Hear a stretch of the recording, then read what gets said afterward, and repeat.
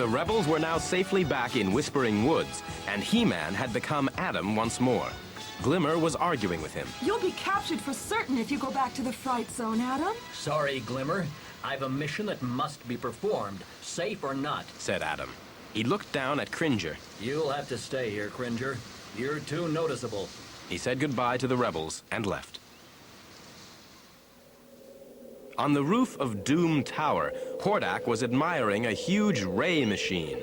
He turned to Shadow Weaver and Adora. At last, it is finished. A thing of beauty. It's my new Magna Beam transporter. See that old battle wagon? I don't need it anymore, so... Hordak pressed a button, and the battle wagon shimmered for a moment, then vanished. Where did it go? Asked Mantenna. Look, said Hordak, pointing to the view screen. It's gone to the Valley of the Lost. No one ever returns from there.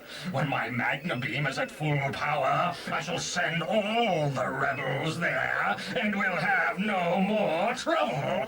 Let's go down to the plunder room, and I'll show you how we charge it up. Down in the plunder room, Hordak told his villains that willpower, and a lot of it, was needed to charge up the Magna Beam. The guards locked a prisoner into the Magna Beam booth, and everyone watched. The prisoner was defiant to start with, but gradually fell silent, completely drained. Hordak looked at the Magna Beam indicator. Bah! He'd less willpower than I'd hoped. We must capture more rebels. Unfortunately for Adam, he too was on his way to the Magna Beam booth, although he didn't yet know it. He had transformed into He-Man, then captured a Horde trooper and put his uniform on. But Shadow Weaver and Hordak saw him on the view screen. They knew him at once. He would be a source of great power, said Shadow Weaver. All the energy we need. As He-Man marched into the Fright Zone, he suddenly saw Adora and hurried to her. How did you get here? She gasped. She started to draw her stun pistol, and he stopped her. You don't need that, he said. You must know about the Horde by now. What I know is that you are a lying rebel spy. She said, her face hardening under Shadow Weaver's spell.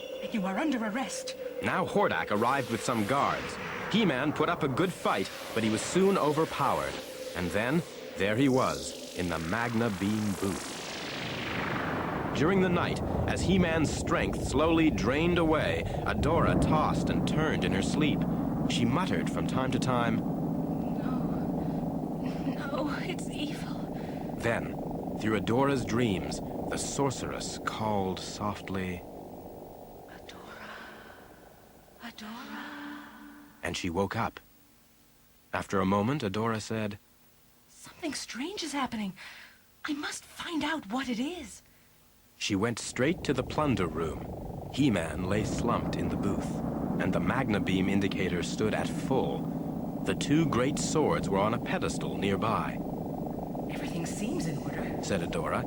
Then she looked almost sadly at He-Man. The strong rebel grows weaker, but it is for the good of the Horde. Why do I feel so unsure? She turned to go. And the gem in the Sword of Protection suddenly glowed, startling her. The sorceress's face floated in the glow. It's time to throw off the Horde's spell, Adora. Use this sword to help you to right wrongs and protect the weak. But first, you must save He-Man. A rebel? Asked Adora, confused. He is no rebel. He is a champion of goodness. But he is also your twin brother. The Horde stole you when you were a baby. Her voice faded. For the honor of Grayskull. Adora slowly raised the Sword of Protection. For the honor of Grayskull. She repeated. Then, I am She-Ra! She cried, and smashed the Magna Beam booth. He-Man lifted his head weakly. Who are you? He asked. A friend. said She-Ra. He looked across at the Sword of Power. My sword. Suddenly understanding, She-Ra tossed it to him. His strength flooded back, and he cried, I have the power. Then he turned to She-Ra. Let's get out of here. It was too late.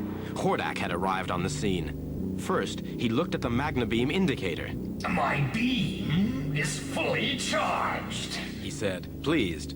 Then, I don't know who you are, he said to She-Ra. but your rescue is too late.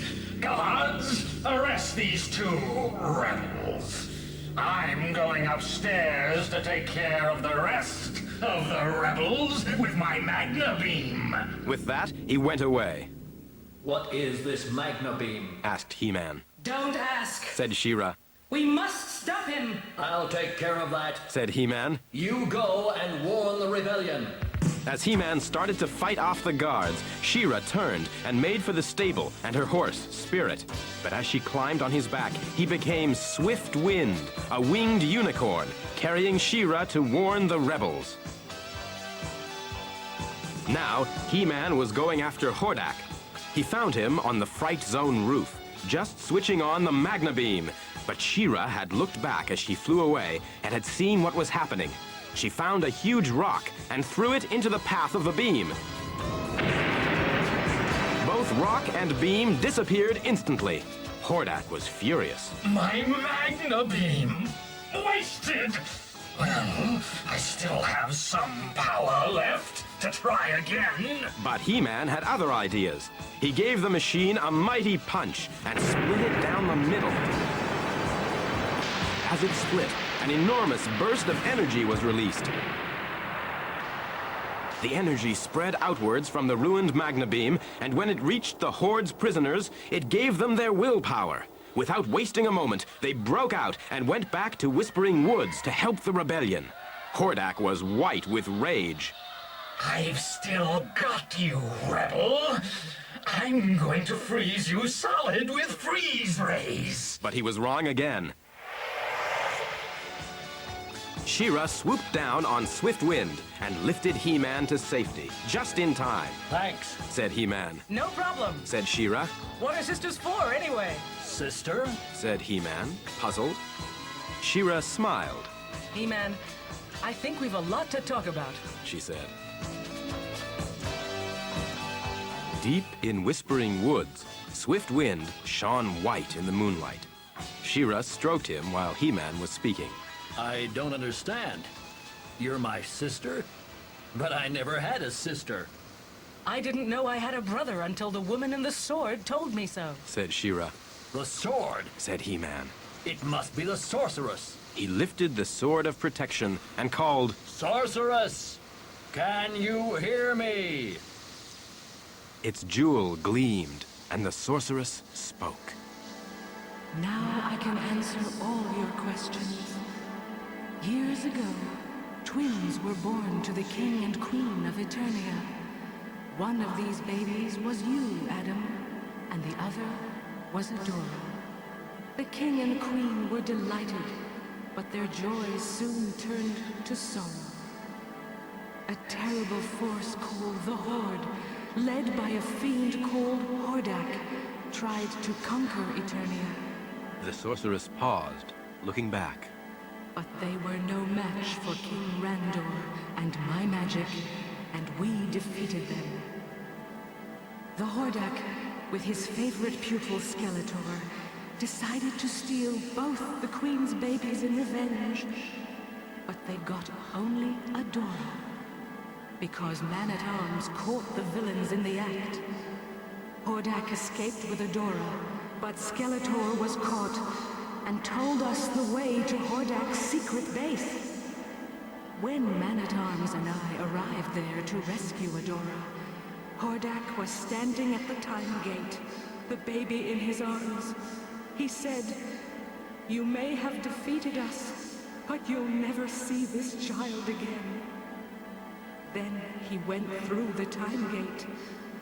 We never told Adam about you, Adora, because no matter how we searched, we couldn't find you. There, The sorceress's story ended. As the sorceress's voice faded, She-Ra looked troubled. But I can't just leave Etheria and go back to Eternia. The rebellion needs me. You will have to think things over. Said He-Man. Now, how about giving your brother a big hug? He-Man and She-Ra became Adam and Adora once more, as they heard voices nearby in the woods. It was Bo and Glimmer arguing. They were startled to see Adam and Adora, and still more surprised to learn that Adora was Adam's sister, I'm with the rebellion now. said Adora. I was only serving the Horde because of Shadow Weaver's evil spell. Anyway, what's the argument about? Can we help? My mother, Queen Angela, was the last ruler of Bright Moon. I've just found out she's a slave to Hunga, the leader of the Harpies of Talon Mountain. We must rescue her, but Bo thinks it's too dangerous. Said Glimmer. We can do that better than you. Said Adora. Just leave it to us. Let's go, Adam. And as soon as they were out of sight, they became She-Ra and He-Man.